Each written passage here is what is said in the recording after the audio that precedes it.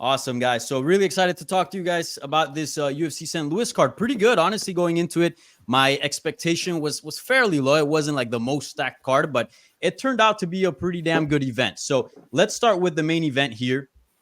Derrick Lewis wins by KO once again, has probably the most outrageous post-fight celebration. Let's just talk about that. Is that the most ridiculous post-fight celebration we've seen? I mean, he mooned the crowd. He took off his shorts. He threw the cup to the media row.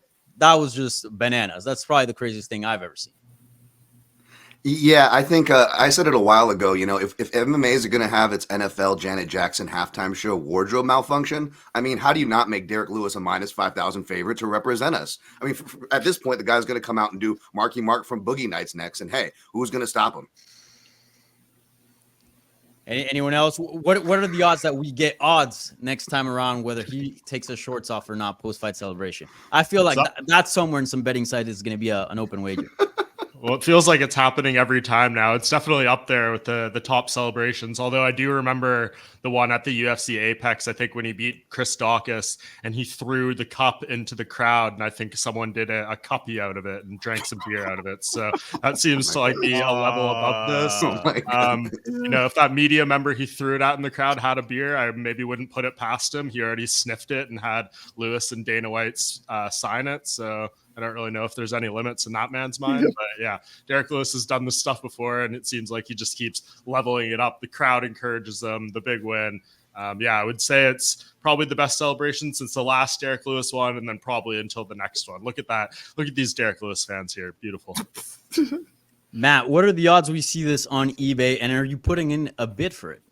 No, I will not. I mean, first off, like just mentioning the fact like that the media members like just straight up sniff the cup is just wild activity going on right there. Reporting, he had to confirm.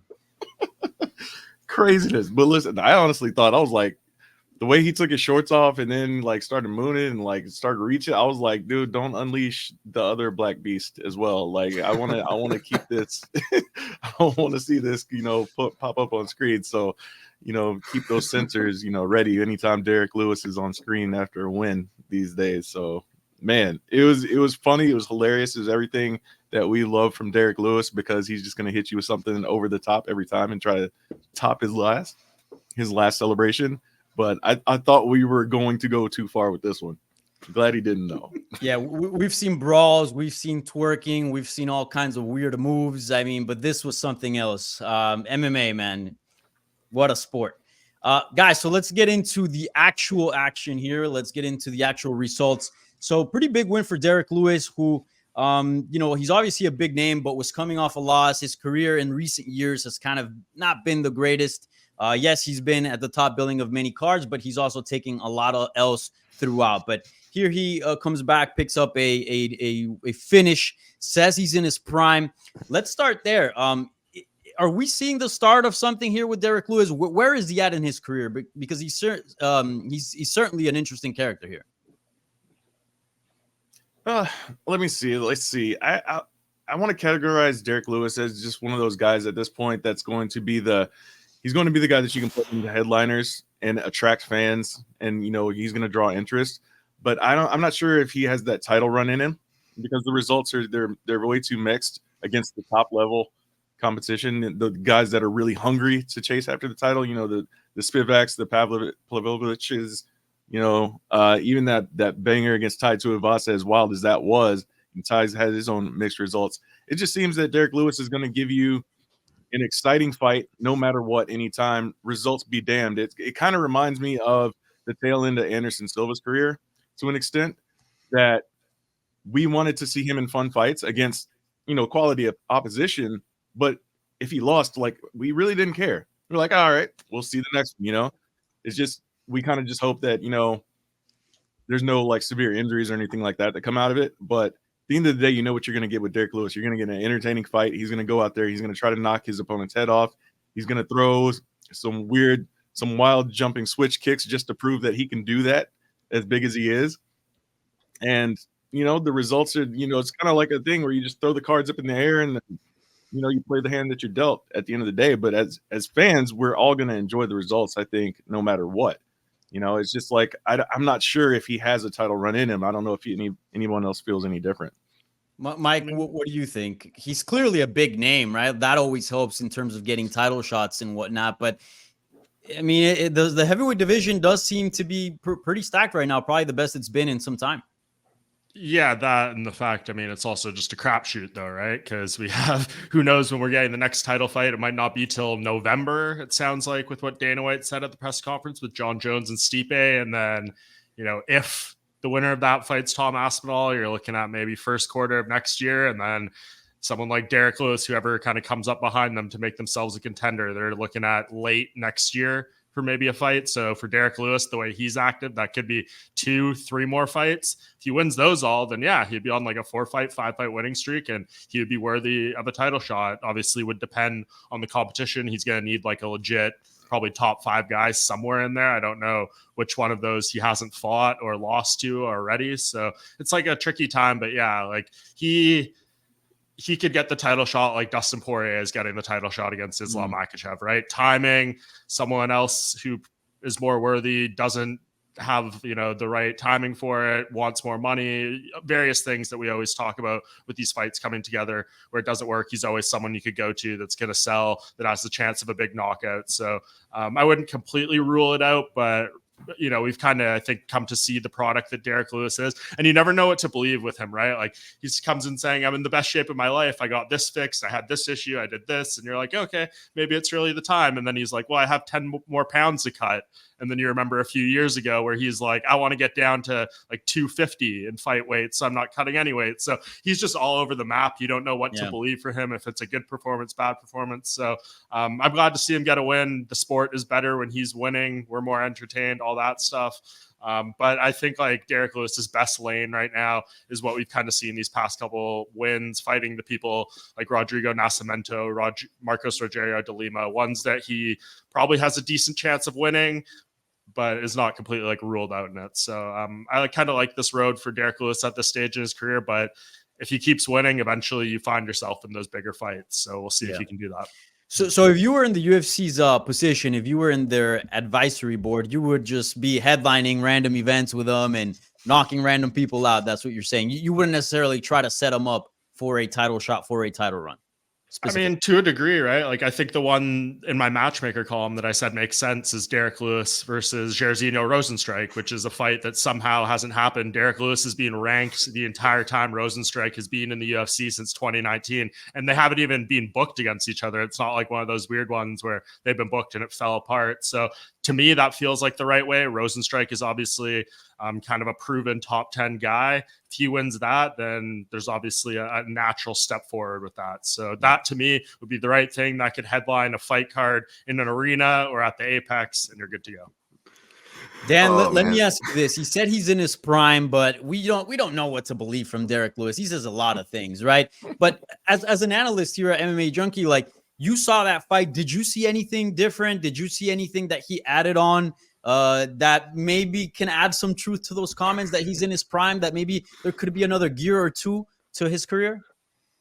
No, you guys nailed it. You can never listen to what Derrick Lewis says. And it actually is believable for him to go down and weight, because if you look at him, not just like in his one submission win against Raheem Cleveland, where he's hitting a ninja armbar, go look that up on YouTube, or even in his first UFC debut, the guy came in much lighter weight. And here's how crazy it is. Going down in Brazil to fight 5 rounds on short notice against the jail man, Derrick Lewis, if you go back to that fight, that's actually the best shape, closest to a 6-pack that you'll ever see Derrick Lewis in. And it was in short notice in Brazil. Like, this man makes no sense. He makes no sense at all. What makes perfect sense is what Mike Bond said. I was laughing because like Jairzinho Rozenstruik and Derrick Lewis is like a wet dream for the matchmakers. Like, their fetishization at this point, and I'm not trying to shame them. You can be into whatever you want, folks, but it's let's be honest. It's clear that like Dana White loves 2006, where, you know, he thinks that's that, you know, it's for a guy who doesn't look back and doesn't have feelings. He loves going, you know, matchmaking, and through that perspective, the matchmakers love 185 and above. Like, it's still Anderson Silva, you know, 2007 era up in this B. So yeah, of course they're going to roll out Jairzinho Rozenstruik for another 5-round staring contest, or another heavyweight that doesn't have a style, though is barely deserving, because the UFC has traditionally underserved this division forever. And in their defense, they are now trying to finally manifest some heavyweight prospects, but we'll tell you how those top prospects are going when we get to the way they decided to, God forbid, for whatever reason, open this main card with. Sorry. Dan, I think we all know how you feel about, heavyweights and wanting to see some more shine on the lighter weight classes, but I'll actually clap back a little bit at this. Derrick Lewis is a star, right? Like Derrick Lewis, out of all the names right now in terms of the heavyweight division, Derrick Lewis is one of the few that rings a bell, that people like, that people tune to watch. That's a guy you have to put on a headliner, no? Yeah, you're right for Derrick Lewis, but I do warn you for this matchup in particular, it's going to be like another Ngannou Lewis. These are two counter strikers who don't do anything until it's time to do something, and I think that's why they get a lot of accolades for their game, but really we're just looking at their highlight reel. Whether you're looking at someone unentertaining like Jairzinho Rozenstruik, who's probably going to kill me for always using him for these monotonous fight night headliner examples, or somebody who's exciting and a fan favorite, to Danny's point, like Derrick Lewis. If you really break down the footage, it's only exciting when the exciting things are happening. And when you pair Derrick Lewis with another striker or a counter striker, you actually get the worst matchups. Everyone's worried about Derrick Lewis getting grappled. Those are the matchups, A, he does the best in, and B, are the most entertaining. So it makes perfect sense. I completely agree with Mike, and I know the UFC matchmakers agree with Mike. I'm just warning everybody that we're not only we're gonna get it, you guys are gonna regret getting it. You're gonna be even more upset because my annoying butt was right again. Yeah, I think I said that in my matchmaker good. column. It's going to be those two fighting. It's going to be a terrible fight until the knockout happens, and we'll forget everything that happened before then. Mm-hmm. Smart man. And Dan, one more question. So we just discussed how a title shot maybe is not likely, but it's certainly around there just because he's a big name, and if he can continue winning, that's always a possibility. But let me ask you this: in terms of skills wise, is there something that he can do? Because he's got a lot to work with, right? That knockout power is ridiculous. He's got a big name. Apparently, jiu-jitsu doesn't work on him, which is very bizarre. He's got some things going for him that could propel him to get good victories and get wins over quality opponents. But what is missing from what you've seen, losing to Pavlovich, losing to these top guys? What can he add for him to perhaps unlock that and maybe, I don't know, one day in an alternate universe become champion? It sounds crazy for me to say that the all-time KO leader in heavyweight and beyond needs to not focus as much on his striking. But in my defense, if you look at it, most of those KO victories from Derrick Lewis, even the more greener Derrick Lewis, comes from ground and pound. And as you see in the highlight, beautifully done by our guy Kenny, of Derrick Lewis hitting that inside trip. In his defense, guys, he has shown some improvements to answer Danny's previous question that he lobbed at me. And it's been in the wrestling, and to tie that in with the answer to Danny's question now, I think that's what he's got to focus on. Ground and pound and wrestling. There's not many grapplers at heavyweight. Why do you think John Jones moved up there? There's 3 people who wrestle, and maybe 2, considering Blades really doesn't wrestle much offensively anymore. The division is wide open. I'm not making fun of heavyweight to make fun of heavyweight. It really lacks the depth in certain areas. And if Lewis can fill that depth with his ground and pound and wrestling, I think that's his best shot. Hey, and he didn't do too bad against Nascimento in the grappling department. Imagine if he actually wrestled and started doing that. That'd be a much more scarier individual. So Jairzinho Rozenstruik, we got Dan says yay, or he's somewhat partially split. Mike likes the option. Matt, what do you think? What should be next for Derrick Lewis? Listen, if we were thinking logically here, and if the UFC and Derrick Lewis want to go on a title run, the matchup that makes the most sense to me, I guess, a secondary matchup, because I like the Rozenstruik fight a lot. But if we were thinking logically about how things have been playing out, another person Derrick Lewis has not fought is Stipe Miocic. So that should be the fight. Because Stipe hasn't fought in forever. He hasn't fought since the pandemic, hasn't won since the pandemic, rather, right? Derrick Lewis, Stipe, the winner of that would be set up for a title shot. It would be a fight that would make a lot more sense if you're trying to sell a Stipe John Jones fight, right? So that would be the fight that I would be more on board with than anything else. I think if you're talking Stipe, you're talking title shots. Same with Derrick Lewis. I think that fight would make a lot more sense. But of course, for whatever reason, the UFC, John Jones and Stipe are married to that matchup that seemingly nobody else wants. Yeah, maybe they can fight for the interim belt. Yeah. I don't know how Ohio's economy is doing, but maybe if they can cough up one of the UFC exorbitant site fees, maybe that'll help Stipe's case, because that seems to, be the only thing to get some traction going these days. Money talks, baby.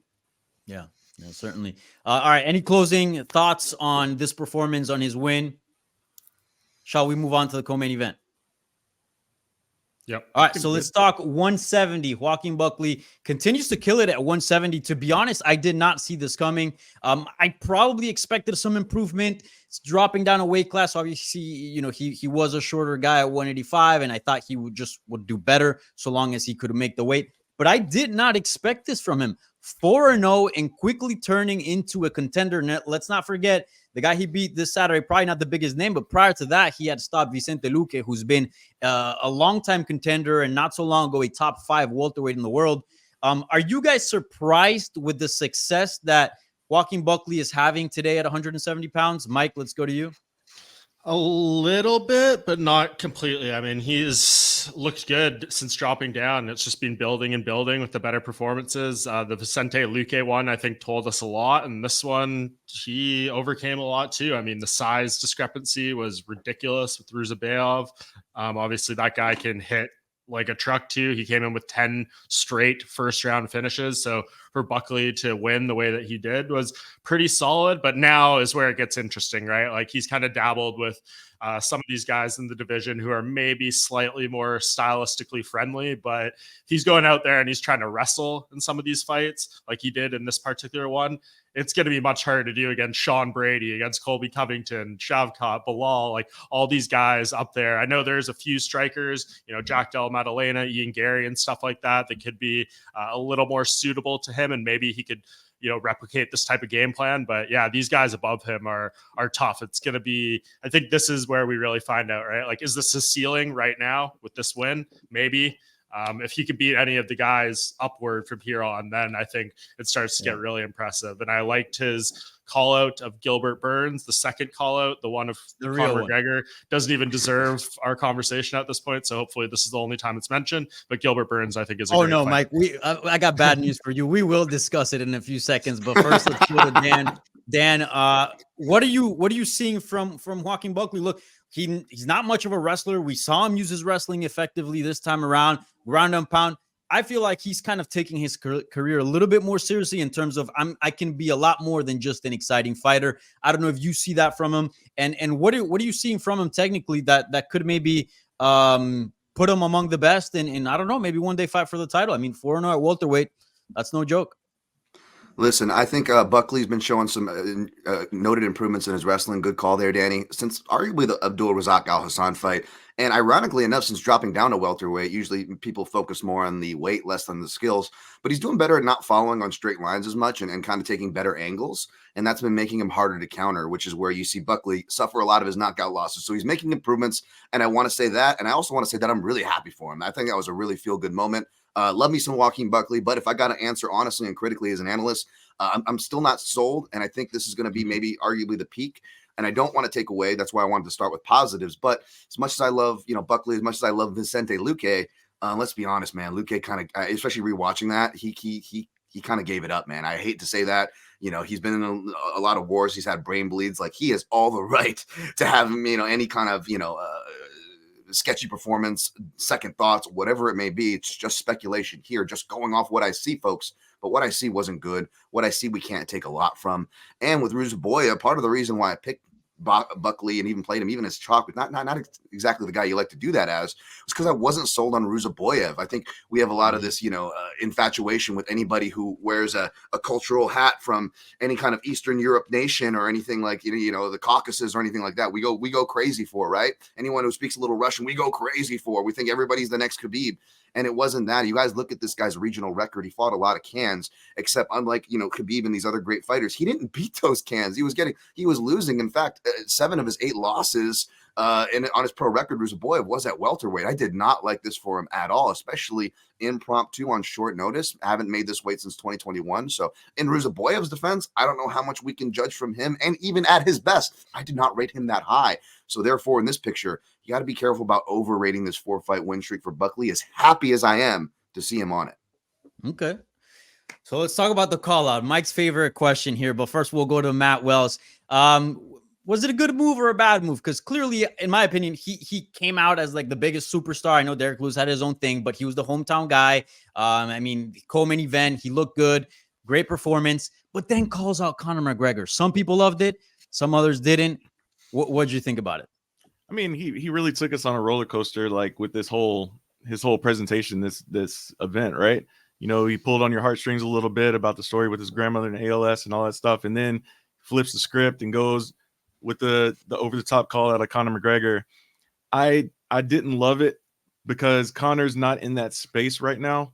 Conor's in a different place in his career. He's going to show up maybe once, maybe twice total. He's not here to contend. He's not here to fight for the titles. He's here to headline an event, you know, take another big bag, and then, you know, right off into the sunset, do another movie, whatever he's going to do, Conor McGregor things. If Conor was in the earlier stages of his career when he was still on the rise up, you know, and if he was in a, you know, the same weight class back then, that's another thing. Another reason why I didn't like this, because we're talking about a former featherweight champion being called out by a former middleweight. I don't love it, but I just think Conor's in a very different place right now, obviously in his career. Yeah. And if Joaquin Buckley is a guy that we see as a potential title challenger, so I would have liked if he would have just straight out came out with the Gilbert Burns call out in the cage there. Sure, the Conor McGregor one is going to, you know, grab some more attention, I guess, in tweets and mentions and stuff like that on social media. But in terms of career paths and stuff like that, I think the Burns call out would have played better there in the cage in that moment. Mike, I know you had some thoughts, so let's hear it. I mean, it's just a miss, obviously. Like, Conor McGregor isn't in his realm. If you want to shoot your shot, that's fine, but you only get that moment once, right? Like, it's valuable cage time. Yeah. The crowd is going insane, as you said it well, Danny. Like, he came off like a superstar. He came up much bigger than Joaquin Buckley ever has, especially, you know, even going back to that viral kick knockout he had. Like, this was kind of the pinnacle for him, and he uses it to call out Conor McGregor, who is obviously not going to fight him. Didn't even acknowledge it, despite him questioning his, I guess, family bloodline and all that stuff. So I don't know. Mike, what about the SEO though? What about the SEO? I mean, do I need to pull up the numbers from his stories that we wrote about it? I don't think it's buying us all extra bonuses for the quarter or anything like that. So I don't really know like what it actually did. He gets in there a little bit. We made the graphics, but like, go look at the comments. It's all like, what are you doing, man? So he came there, he acknowledged that it wasn't realistic and said, let me call it someone more realistic. So I'm fine with it. He came down to earth a little bit. We were able to get that out there, do all the social stuff as well. And I think it was received a lot better. So I'm not going to give him too hard of a time, but like, discussing it as a serious possibility is just a waste of time to me. Brutal performance. I do think that damped it a little bit. I wish I would have gotten that Gilbert call out just straight up. But I'll say this: if you're gonna call out Conor McGregor, double down on it. Don't call him out and then, you know, a few minutes later backstage be like, yeah, I know I'm not gonna get it. Here's my second or my plan B. You got to double down on it, man. You can't just resort to that. Guys, real quick, what is next for Buckley? Let's go around. Let's start with Matt. You had to play matchmaker here. Who would you put him up against and why? I mean, Burns is the fight for me. I mean, Burns is the guy who's been on that skid, right? And he's trying to get his footing. And I think that will answer a lot of questions for us, kind of like some of the ones that we've already asked. You know, where is he really at this point at 170? Buckley, that is, right? Is he going to be that serious contender next? And I think that's a great opponent to answer that question. Dan,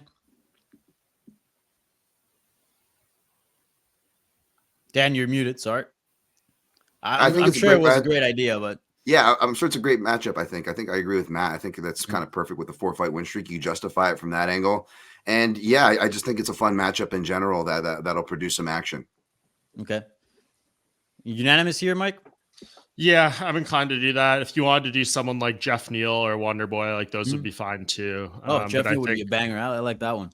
Yeah, that'd be fun as well. If Kevin Holland was staying at welterweight, I don't know what his plans are with this short notice fight at UFC 302. I think a rematch there between those two, there's some history, could be fun. But yeah, I think the one with Gilbert Burns is like the biggest test, especially Gilbert Burns doing interviews saying like, I'll fight anyone. I don't care about rankings, up, down, whatever it may be. I just want to get back on track. You take that for someone who's a couple spots lower, Buckley, and give him the chance to elevate himself. So to me, all angles, the fight with Gilbert Burns makes the most sense. Yeah. Real quick, guys, any other performances you would like to highlight? There were some great finishes out there, some important divisional results as well. Anything you would like to point out? Let's start with Mike. Ooh, I mean, there was a few. I'll go with Esteban Ribovics, who knocked out Terrence McKinney with one of the nicest head kicks you will ever see. Just happened fully in motion, in the middle of a great combination. Got Terrence Celine directly into it, and then punted his head into the bleachers. I think the bigger point is, though, this man was robbed of a $50,000 bonus. I mean, you KO someone like that in 37 seconds. What more do you have to do? He didn't miss weight. He didn't do anything to screw it up in that regard. So I'm wondering what the conversation was with Dana White and Hunter Campbell and Sean Shelby and Mick Maynard, where they decided to not go with him. And I wish someone in the press conference had kind of called Dana out on that miss, because he definitely deserved it. And kind of took everything that Terrence McKinney was making his MO, right? Like, I'm the guy who comes in and finishes dudes in a matter of seconds in brutal fashion. And then he did that to Terrence and has a track record of it as well. He's just now able to show it on the stage. So good for him. Dan? Great shout out, man. Yeah, Ribovic, obviously, Ribovic, if he would have head kicked a media member or gotten bit by Terrence McKinney, then perhaps Dana White maybe would have shelled it out. But in the spirit of people who don't deserve things not getting what they deserve, or, the deserved people not getting what they deserve, how about Tabitha Ricci getting that decision over Tisha Torres, who Tisha Torres now gets screwed twice in a row? She should be on a massive winning streak if the judges didn't mess up her Dern fight, if they actually gave counter striking and weren't swayed by the woo-woo stuff. But I'm sorry, as much as y'all hate the gamblers saying robbery, which they say it too much, and I never use that word, I will actually use it here as somebody who likes to consider myself down the middle. Yes, there's bias attached to this one, but for what it's worth, one of the only media members that actually go through the judging training courses and spend time with these people, having conversations, taking the courses. And yeah, under no criteria, even under 2007, Diego Sanchez robbing Martin Kampman criteria, not as bad as that if it were, granted, but still, it was up there. It was up there no matter what level of criteria. I don't know how you justified the score. Curious if you guys are going to do a judge is going to judge. I'd be interested in on reading that. But yeah, I will happily sit down with anybody if they want to challenge me, and we can score and talk logic for logic on that one. That was crazy. That was crazy. Matt, give us one highlight of the night. Carlos Ulberg, to me, that's a guy I'm very high on, and I have been for a few years now. Also considering the team, who he trains with and everything like that, his steady improvement has just been impressive to me. And to go out there and just starch, Alonzo Minofield in 12 seconds, taking advantage of his reckless, blitz forward. It's impressive stuff. Can't wait to see, what this guy's career unfolds, into becoming. Because, like I said, I've been high on him for a few years, so he's been one of my, I guess, dark horses of the division, so to speak. Yep.